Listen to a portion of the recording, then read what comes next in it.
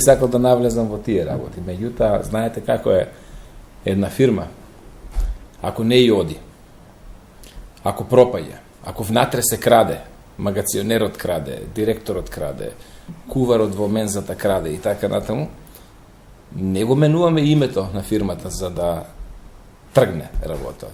Многу е наивно, инфантилно е, ако ние мислиме дека сега ќе ни дојдат нашите деловни партнери, нашите добавувачи, нашите, не знам, клиенти, и тоа најголемите, највлијателните, и да не убедуваат дека ако го смените името на фирмата, вие сега веќе внатре нема да крадите, извештаите ќе бидат позитивни и така натаму.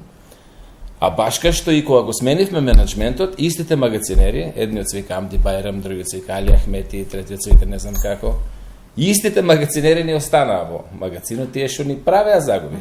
Едниот од нив го викаа Тендербек. Не знам кој не се сеќавам, еден од нив двајца беше. И са, од економски аспект гледано, мислам дека е премногу инфантилно. Ако не се свртиме кон себе, имаме ситуација сега каде што еве чуварот во фирмата уби и запали човек. Во Битола полицаец вработен од партија, деклариран дента кога го направил тоа, сликан со заменик министер за внатрешни. И сега ние очекуваме дека кога го смениме името, може би ќе губи, ама белким нема да го запали.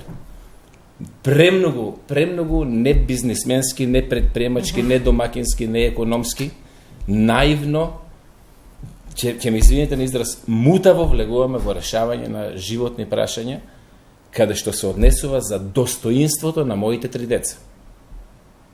И јас сум затоа дојден во оваа емисија, за да си го одбранам достоинството на моето семејство. Јас не се надевам веќе во магационерот. И во таква ситуација, јас по никаква цена нема да дозволам туги агенти мене да ми кажуваат, но ако го направите тоа, вашите роднини во село Бориево ќе добијат 25.000 евра пари за, не знам, нов трактор. Па што чекала Европа ако толку не сака до сега да не го направи тоа?